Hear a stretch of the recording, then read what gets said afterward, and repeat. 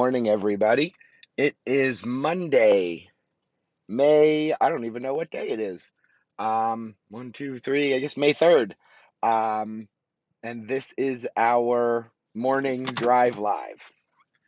So, today we are going to have a very interesting topic. Um, and it is setting your prices, number one, and number two, discussing your fees and reimbursements from insurance companies. And I will start by saying this. There is going to be today some changes, not a change, but an addition to the group rules. One of which is the new one, which will be we are not allowed to discuss what we charge in our office for a specific procedure or what the insurance companies are reimbursing us for a specific procedure. And this is happening for a reason. The insurance companies have discovered that the dental groups are a place where dentists and their teams, office managers, so on and so forth, are able to gather to discuss things. And unfortunately, it is against federal law for us to discuss in any setting, including online,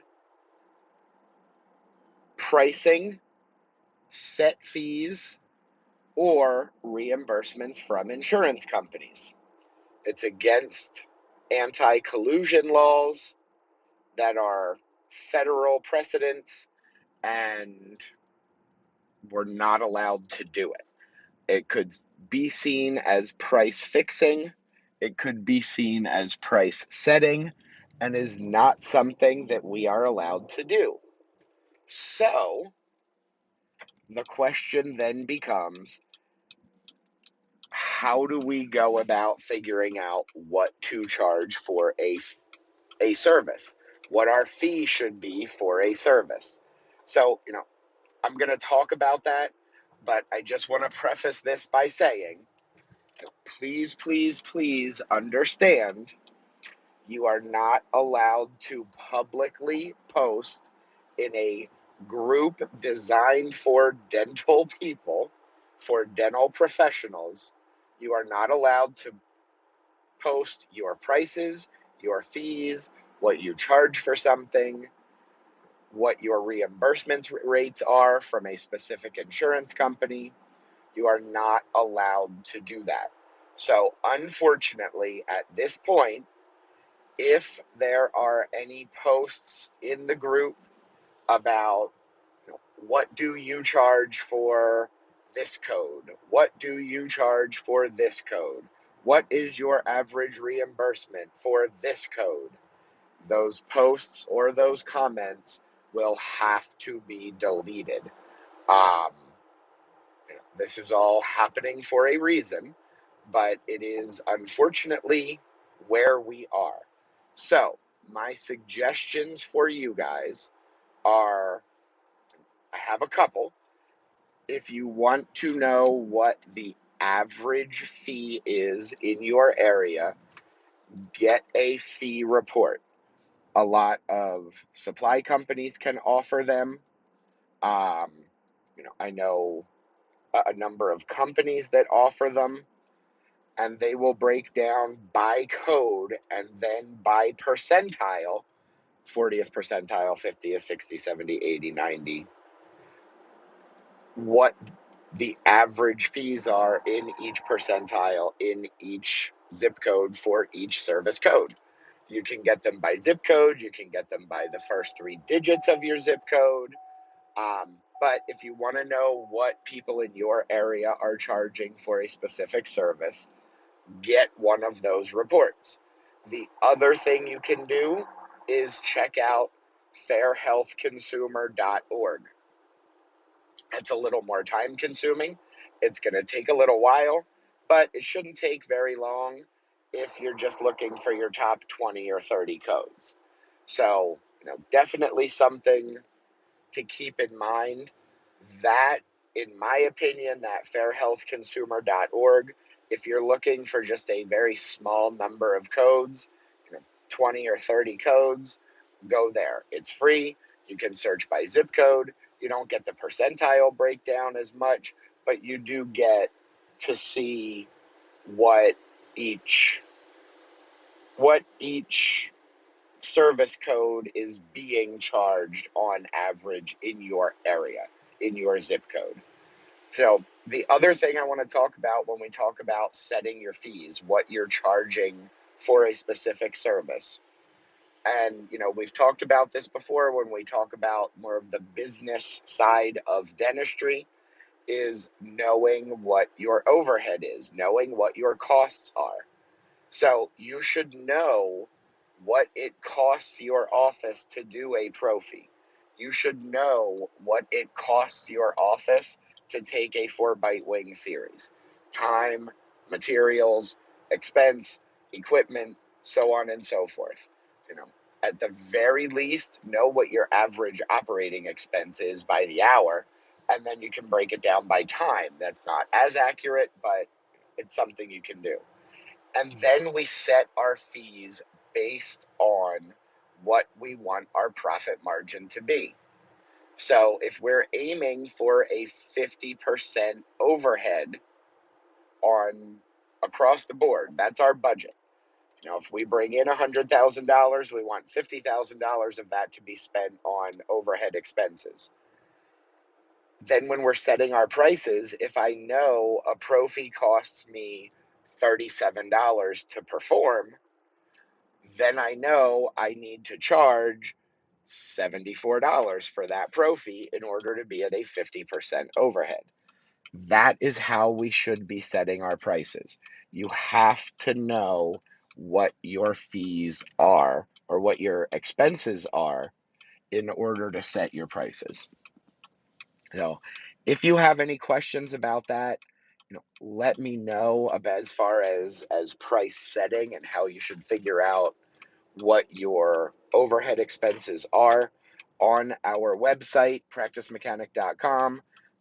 Upper right-hand corner, click on the resources page, and there is an overhead expense calculator right there on the resources page of our website. So, be sure to check that out. Know what your expenses are. That's the first step. So again, I just want to reiterate, this is all happening for a reason, but unfortunately, we are not allowed to have any posts about what insurance reimbursements are. So you're not allowed to say, well, Aetna's paying me $600 for this. Delta is paying me $400 for that. We are not allowed to discuss that. And we are not allowed to ask what other people's prices are for specific codes. There's reasons for that, but we're not allowed to do that anymore. So it is the first day of a new month. Everybody, I hope you have a fantastic month. Weather is getting nicer in most areas of the country. So enjoy your day. Have a wonderful week. I will see you guys tomorrow.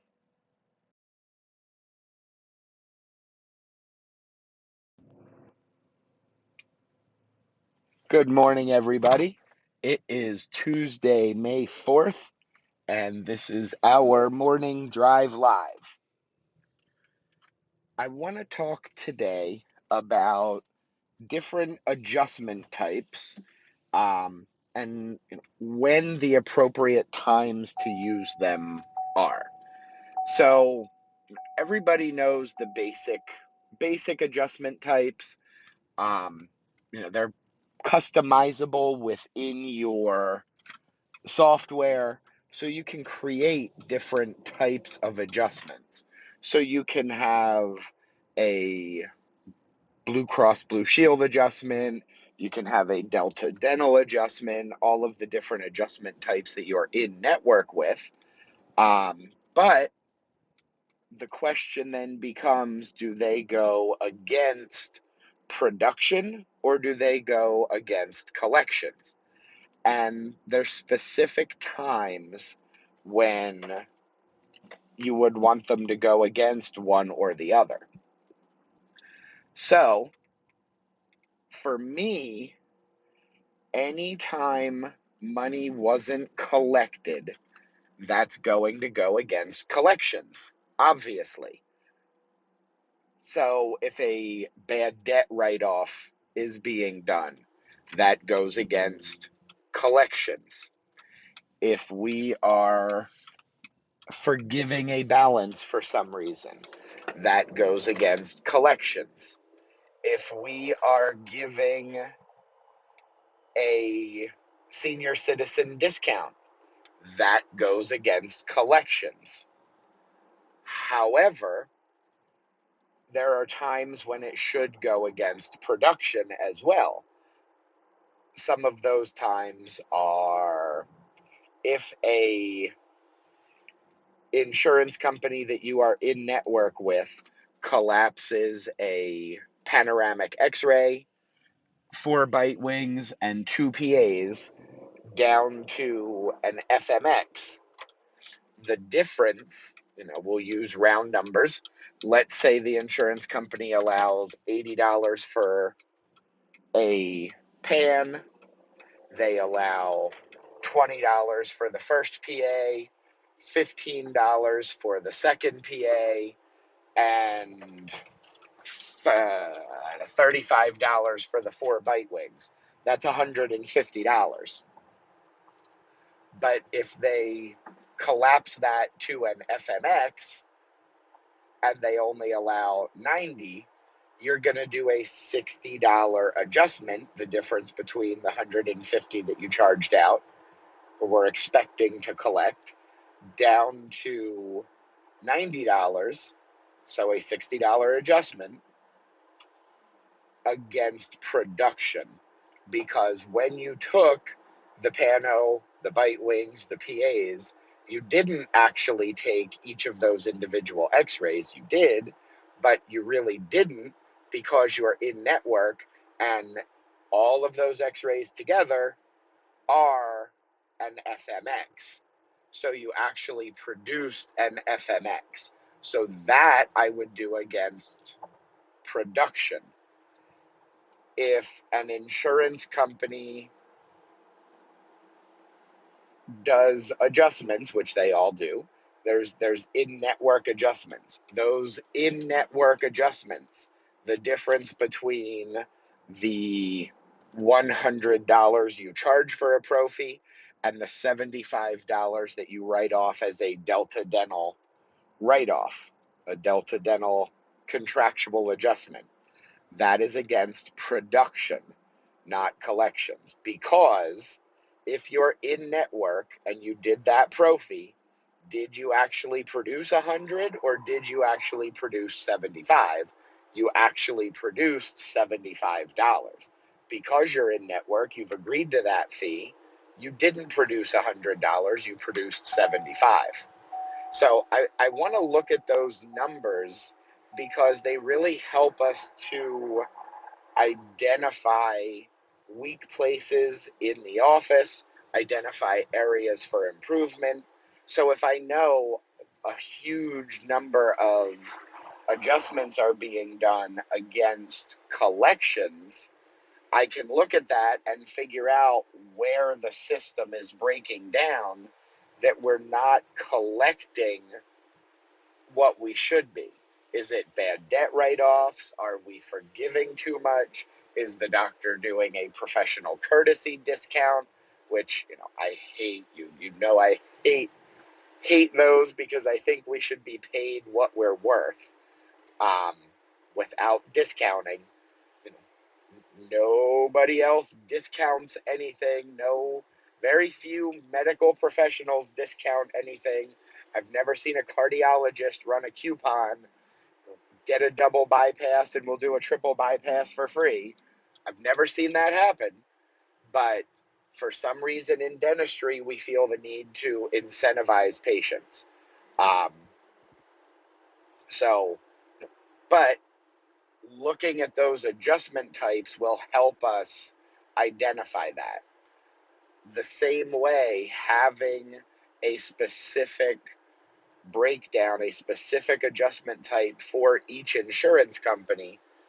So to calculate that difference between the $100 and the $75 fee, that $25 write-off, $25 adjustment, having one for each insurance company very quickly lets me see exactly how much money we are writing off a year, how much we're adjusting off a month, a year, a week, or a day for that insurance company, because we participate with that insurance company.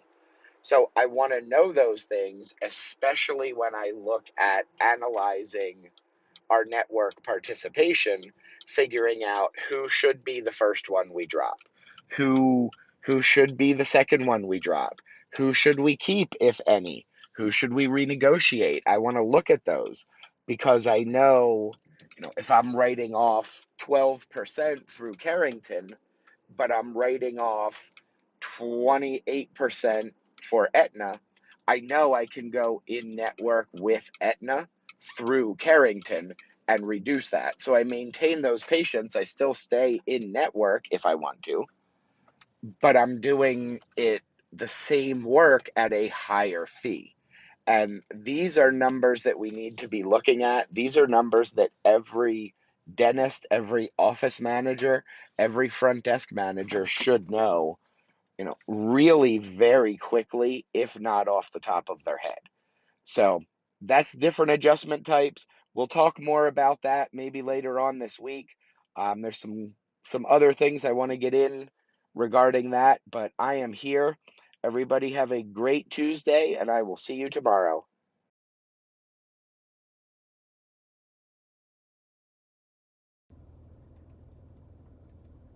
Good morning, everybody. It is Wednesday, May 5th. Happy Cinco de Mayo, and this is our morning drive live. So today, I want to clear up some ongoing misconceptions about HIPAA record sets and records releases, because there's a lot of incorrect information floating around out there. And I want to clear it up once and for all, which won't be once and for all because we'll have to do this again in 3 months. But clear it up again just so everybody understands the rules. So, number one, let's talk about what is included in a records set according to HIPAA. And remember, HIPAA is the law that governs patients' access to their records, patient privacy, COBRA, health insurance. There's a lot that falls under HIPAA.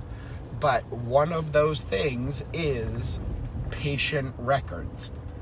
What is included in them and how they are handled and when they can be released. So the first thing, again, a record set. A HIPAA record set includes any treatment information or billing records within a patient's record. So it's very simple. That is considered a designated records set under HIPAA law. It is all of the patient's medical information and billing records. So all of that is included in a record set. So when you get a request for a complete records set, that includes billing information and all of the patient's medical records. Now, what is included in those medical records are things such as the patient's chart notes, their Perio charting, treatment plans, whether they are presented or not presented or not, but accepted or not, treatment plans, all of that is included. Images, x-rays, letters from other providers, documents that you have received from other providers.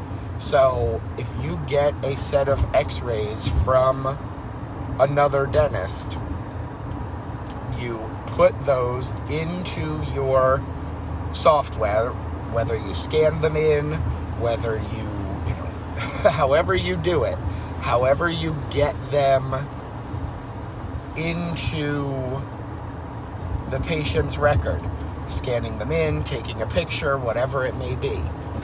Those now become part of the patient's record that you are maintaining. And when you get a request for those, you send them along with all of the other images, x-rays, intraoral pictures, cone beams, everything. That they are all inclusive. So there's a lot more to it than just, let me just send the last set of bite wings or the patient's last pano. So that's number one. That's something that's super important for people to understand. And, I want everybody to understand why when I do a records release from another office to us, why I request everything and not just the patient's last x-rays. And a lot of offices will say, well, all we need is the patient's last x-rays. Or all we're going to send is the patient's last x-rays. That's not accurate. If you've ever had to file an insurance claim for a crown, and it's a replacement crown, and you need to know the initial placement date, that would be in the patient's record if you had gotten the full patient record. Any replacement prosthetic, crown, bridge, denture, anything, that would be part of the patient's record and something that you, as their new provider, should absolutely have access to. So that helps alleviate a number of issues on a number of different fronts. Number one, just with that. But, number two, I want to be able to compare their Perio charting from 3 years ago, from last year, to their Perio charting today, especially if it's a patient who is undergoing periodontal treatment for one reason or another. Or if it's a patient who walks in the door and has lots of undiagnosed restorations that need to be done, I need to know what the status was. Because sometimes it's not always, well, the old dentist just missed all of it or just didn't diagnose because they were super conservative. Sometimes there can be health issues that in the past 6 to 12 months, since this patient has been in the other office, has caused all of these things to happen. So I want to know, I want to have comparative records to look at for a number of reasons. So that's number one. Number two is records releases. And I want to make this very, very clear to people. You do not need, unless you are in Colorado or Oregon, those two states still require a signed records release to transfer records from a patient or from one provider to another. But the other 48 states fall under federal HIPAA law, which says a signed release from the patient is not required in order to send records from one provider to another if it is for the purpose of treating the patient. So if you get a call from another office and they say, hey, John Smith, here's his date of birth, he's scheduled an appointment here, we're going to be seeing him next week, we'd like to get a copy of his records. A signed release under federal law is not required. You can still ask for one, but what you can't do is delay the release unnecessarily. So you can say, we're still going to need permission from the patient. That's fine, you can do that. You don't have to. It's an allowed disclosure that you can't get in any trouble for doing without the patient's consent. However, if your office wants to require that signed release or that verbal permission, email consent is even acceptable. If you want to require that, you can, but you have to do it consistently, and you can't delay the release of the records because of it. So you can't require that the patient come to your office to sign it. If your records are digital, you have to offer digital release solutions for that. So hopefully that makes sense. But again, unless you're in Colorado or Oregon, those are the only two states that do require permission from the patient, do require a signed release. The other 48 states do not. You don't need it. You can still ask for it, but you don't have to have it. And, quite honestly, for me, it's just, I see it as a way offices are stalling. If we all are requesting complete record sets, we're going to know if that other office didn't want to release them because the patient has a balance, or whatever it may be. Some offices just like being difficult, and I don't understand why. They want that one last chance to talk to the patient, to try and save them, to try and get them back in their office rather than coming to you. That's business. I understand. But unfortunately, when we're dealing with patient records, they do ultimately have to be released within the federal timelines. So that's, one more thing before we go. That is something that's important to note, that under federal law, a provider has 30 days to release those records. So if you're calling and saying, hey, I need x-rays, this patient's coming in this afternoon, and I need x-rays for those, there's a chance you're not going to have them in time. The federal requirement is 30 days. So they have 30 days from receipt of the request to actually release those records. So hopefully that makes sense to everybody. Everybody understands. I am going to post links to the HHS website, the Department of Health and Human Services website, for the things we talked about today, what is included in a record set, and not needing a release to send records to another provider. I'm going to post the links to both pages on the Department of Health and Human Services website in the comments of this video right now as soon as I end it. So everybody have a great day. Enjoy your Wednesday, and I will see you tomorrow.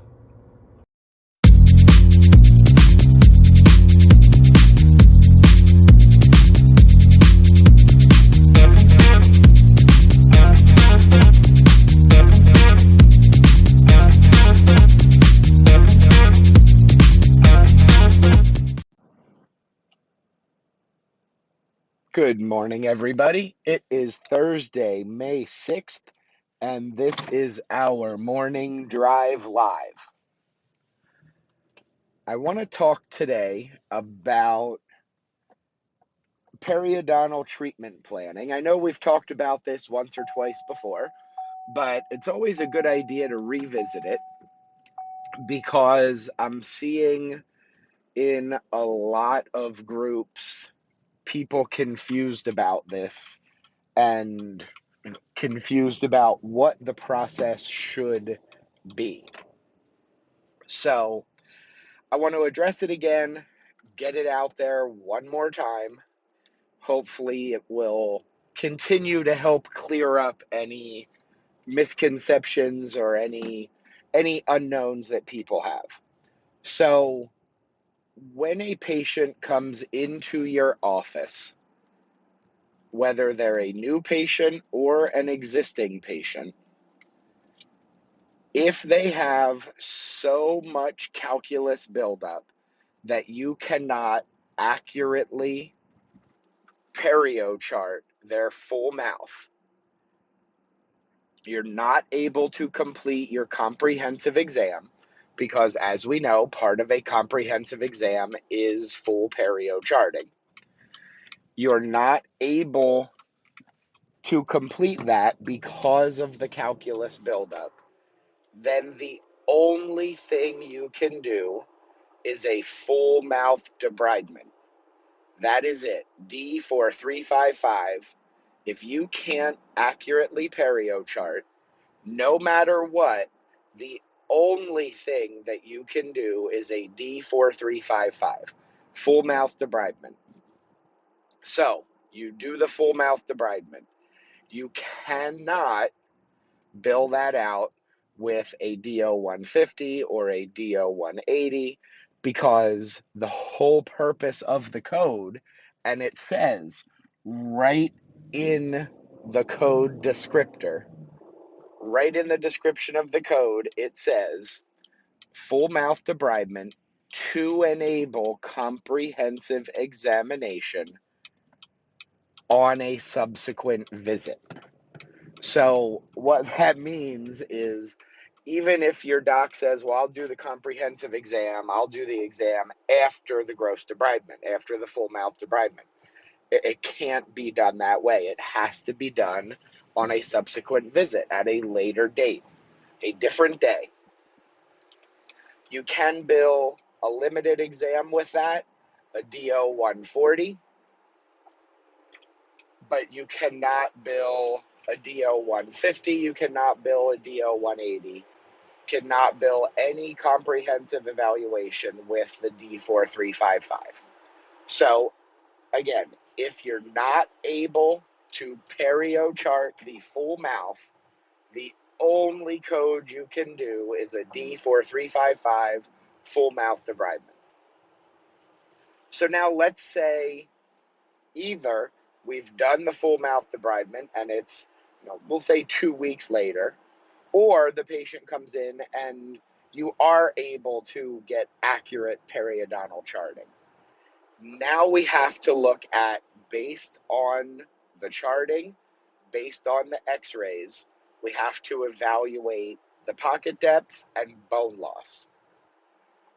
Now, this is where it can get a little complicated when we're talking about treating periodontal disease, because while the Periodontal Association has very, very specific guidelines on what the 4 stages or 4 levels of periodontal disease are, we also have to, if we're dealing with insurance, we have to know if we're going to accurately treatment plan for the patient and we're in network, we have to know what their requirements are. So while the Periodontal Association may say periodontal disease starts at a 4 millimeter pocket, most insurance companies require a 5 or higher in order to consider it periodontal disease. So we have to know what each insurance company's specific requirements are, because while we don't want the insurance company to dictate treatment for the patient, we have to, when we're in network, we have agreed to follow their guidelines. So if a patient is all 4s and we do an SRP, because that would be level 1 periodontal disease, so we do an SRP to treat that, it's going to come back, if the insurance company requires 5 millimeter pockets or more, it's not only going to come back denied, but it's going to come back non-chargeable, which means you can't charge the patient for those SRPs that you did, which is a lot of chair time to be out.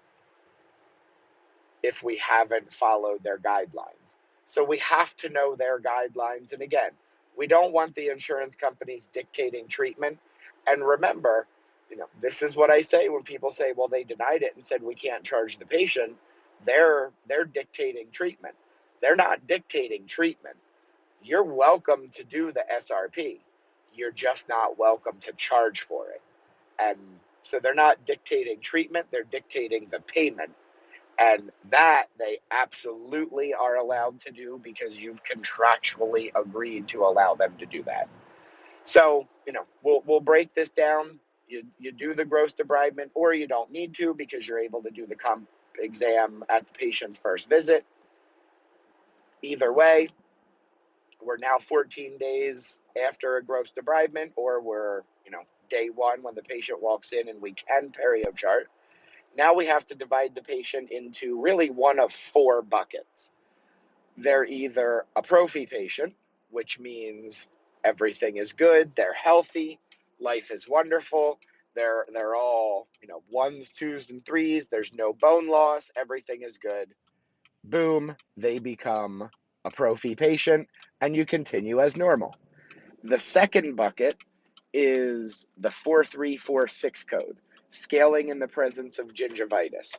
So if they have pocket depths but no bone loss, then there could be pseudo-pocketing. There could be a number of factors. I won't get into the clinical side of it because that's not my zone, but you do a 4346, scaling in the presence of gingivitis, and then the patient becomes, after that, a prophy patient, hopefully, because they have just gingivitis and they don't have full-blown periodontal disease. Because remember, in order to diagnose periodontal disease, there needs to be not only pocketing, but there has to be radiographic evidence of bone loss.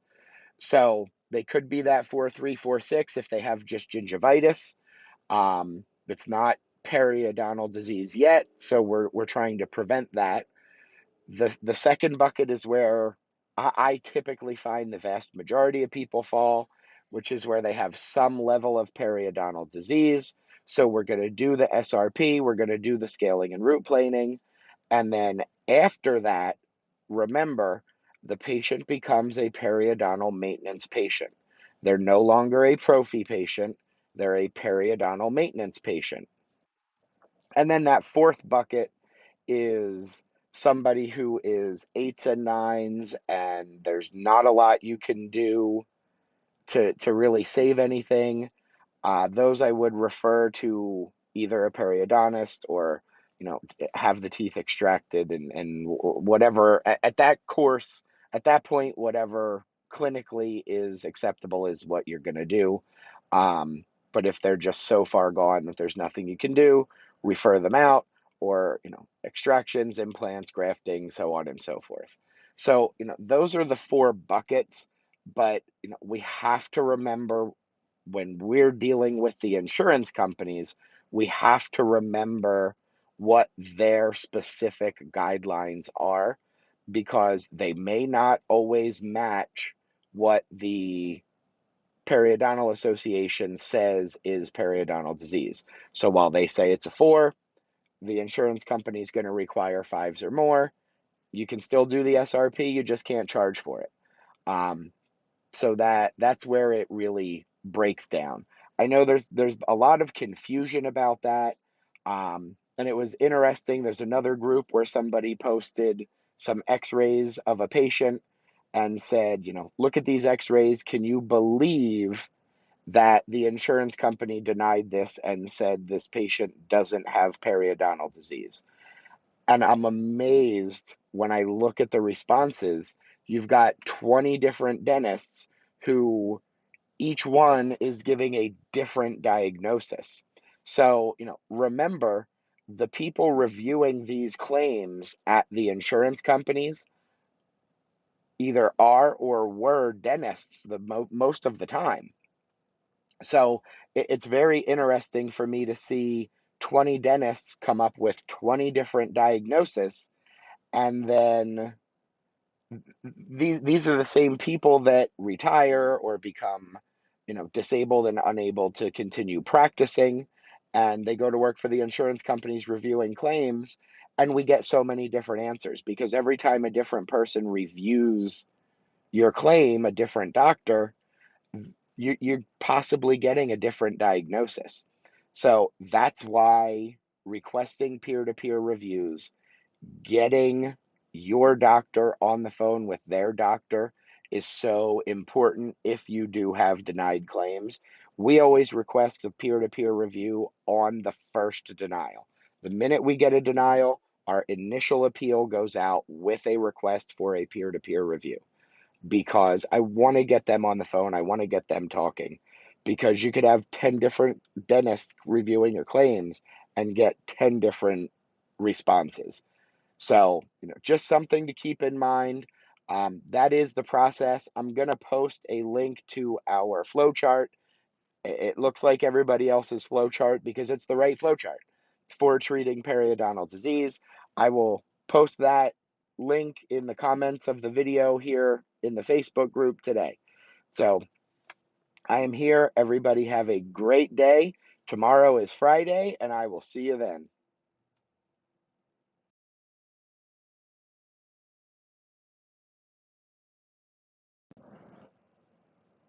Good morning, everybody. It is Friday, May 7th, and this is our morning drive live. So, I want to talk today about network participation. This is a super hot topic right now for, I think, a number of reasons. But first and foremost, I think, is the insurance companies either failing to increase or, in a lot of cases, actually decreasing their reimbursements to dentists post-COVID. Um, it's become increasingly difficult to run a profitable business because the expenses have all gone up. Employees want to be paid more money, tax rates have increased, supply costs have increased. Really, everything, the cost of everything has gone up, but insurance companies are, like I said, either decreasing or failing to increase their reimbursement rates. So, naturally, just like with your personal budget at home, if you're bringing in the same or less money and everything costs more, you have less profit, you have less extra money. And that doesn't work for very long for most people. So as an employee, it's very simple to say to your boss, hey, I want a raise. I need to make more. Everything costs more money. I need to make more money to pay for the same things that I'm paid for before. But as a business owner, unless you're bringing in more money, it's very difficult to pay out more money. And I think that's what a lot of people don't understand is, listen, I'm a business owner. I have employees.